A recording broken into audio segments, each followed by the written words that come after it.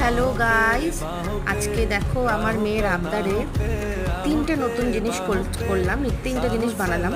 একটা পনির কাবাব, একটা হলো চিকেন কাবাব, আর একটা হলো চিকেন চিজ বল। ওই গোল গোল দেখতে পাচ্ছ, চিকেন চিজ বল।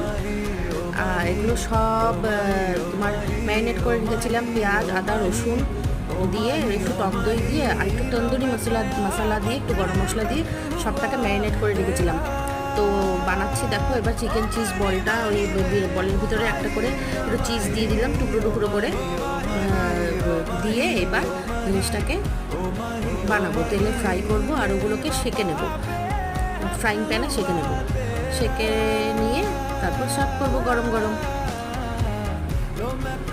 তোমাদের কেমন লাগলো তোমরা একটু জানিও। আর এগুলোর কি নাম তোমরা ভালো বলতে পারবে আমার থেকেও।